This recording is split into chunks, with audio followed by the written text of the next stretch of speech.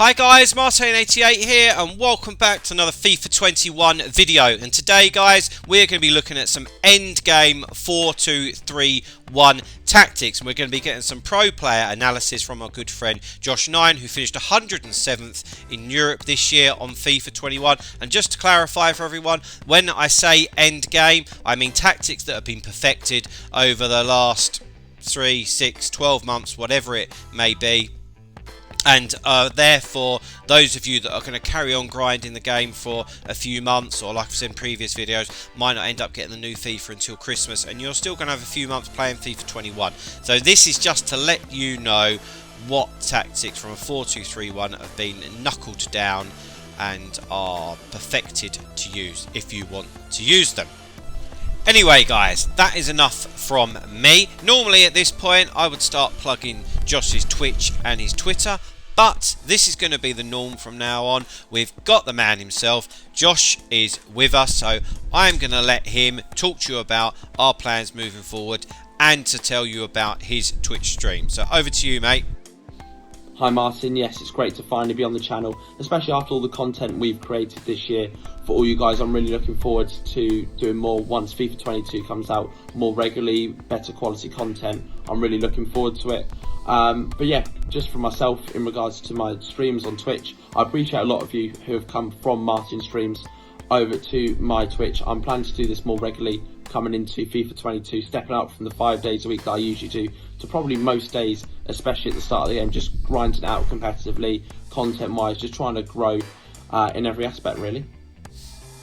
Okay, awesome stuff, Josh. Thanks for that little intro. Guys, don't worry, we won't be doing that every time, but since it's the first time Josh has been on the channel, we just thought that we needed to give him a little introduction. So, without further ado, let's get into these tactics, and we'll hear from our man Josh a little bit later. Okay, let's get into these tactics. We've been waffling on for long enough. Yes, I know. Right, okay, anyway, so on screen at the moment is the team that Josh is using, but at this stage of FIFA, look, it's pretty irrelevant. We're here for the tactics and to try and help you guys that are still going to be playing beyond FIFA 21. Okay, so here we go.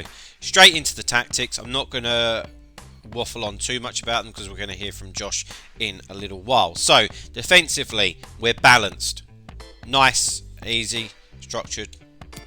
Width, we are at 5, depth at 5. So, pretty standard stuff there. Nothing too elaborate is the message. Offensively, it's balanced as well.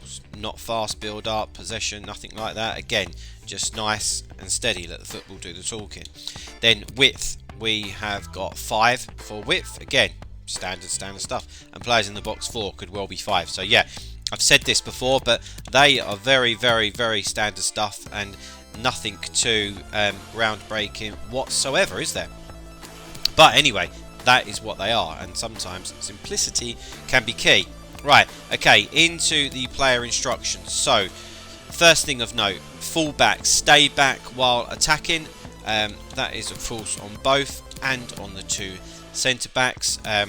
Unless you're absolutely unreal at attacking, you are going to get caught out massively if you don't have your fullbacks on stay back while attacking.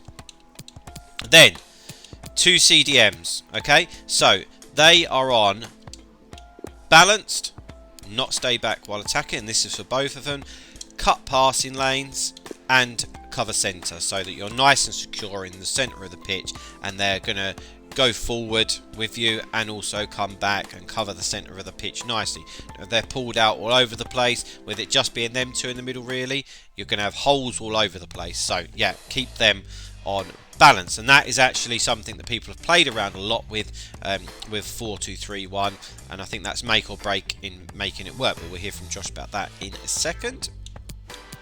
Lamb and Ram, we have them on comeback on defence, but get into the box for crosses. That means that they will drop back when you are defending. Also, it means as soon as you win it, they will leg it up the pitch and get into the box and try to help you score some goals. And at Cam, let me change that. That is actually on stay forward. So when you're defending, when you win it back, you know that your options are the Cam and the central striker, which of course is on stay forward as well. So guys, there we go. They are the custom tactics and the player instructions. Take a photo, do whatever you want, pause the video, give them a whirl. They won't be for everyone, but I know for a fact that a lot of people have used them and had success.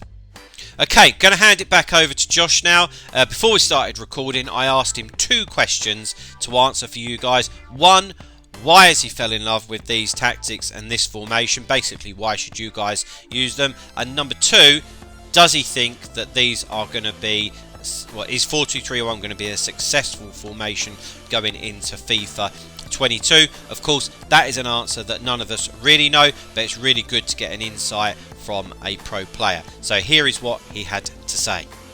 So yeah, my 4-2-3-1 tactics. For me this year, the reason why I personally have ran with them over these past few weeks is because there's always quite a balanced formation, the 4-2-3-1. You've got obviously the 2 DMs, which obviously cover the back line quite well. We've also got the 3 cams and the striker as well up top. Obviously from the tactics that we've done previously, I've used those 2 DMs to almost cause a bit of havoc almost in your opponent's defence, adding those attacking options from 4 to 6, which is ultimately going to outnumber your opposition's defence. And when that obviously comes into play, they're going to obviously have to make a decision on who to mark, and there's always going to be that one guy that's going to be left unmarked, which is hopefully where the DM's coming, because they're going to be making that late run in. And it's usually with that pass, you can either use them as a bit of bait to obviously not pass to them and then pass it into one of your strikers, or you could actually just pass it through to them and actually score with them. That's the reason why I've got someone like a Bruno Fernandes. You can have like a Rude Hullet in there, someone who can actually, once you get into that position, shoot. Whereas if you've got someone like a Vieira, who I did run in there previously, I did find if I did actually get that run through to him, that he would miss just because his shooting stats wasn't the best. But yeah, the reason why I ultimately chose them and to have those specific tactics was I was struggling in the 4-2-3-1 massively with my attack, and I thought we'll give the DMs just a little go, just to see, maybe free them up a little bit almost in the attack, give them that chance to sort of roam around and have a go going forward for once, whereas I felt like those 4 attackers were quite isolated. So that was sort of the main reason behind me sort of going on the balance for DMs, whereas I think quite a lot of people you see on stay back while attacking on them. But for going into FIFA 22, for me, I think 4-2-3-1 will always be a good one, alongside a 4-4-2, that sort of thing, because they're quite a balanced formation over. I feel like something like a narrow can be good one year but not good the not, whereas 4-2-3-1 is always quite balanced. Like I say, you've got the 4 attackers up top, you've got the 2 DMs protecting the back line, and obviously you've got the 4 at the back, as you usually do anyway. And just I feel like it just fits most metas of any other game. It doesn't leave you sort of exposed to anything else, keeps you defensively quite solid. And I feel like with these 2 DMs being on balanced attack, it helps in the attack as well. So I feel like overall, as like a whole package of a formation, it works. Whereas I feel like something like a narrow is just only attacking, whereas if you get counter-attacked, your defence, you're sort of just left with no one there. Whereas, like I say, 4-2-3-1, 4-4-2, those sort of formations, you're always going to have people there for you in defence, but also in attack, you've got the numbers there as well. Terrific stuff, Josh. Thanks so much for the input. And last thing, mate, just tell us how much you've loved your YouTube debut. Yes, it's great to finally actually be on the channel, like I say, and I look forward to seeing you guys in the FIFA 22 videos. Yes, we will be back in FIFA 22 for a weekly video every Friday about FUT Champs tactics, how to get better, you name it, we'll be doing it. But that is it for today, guys. Please drop a like on the video if you like what you've seen. Subscribe to the channel if you haven't already. We're on the road to 2,000 subscribers. And yeah, I'll see you guys soon. Bye.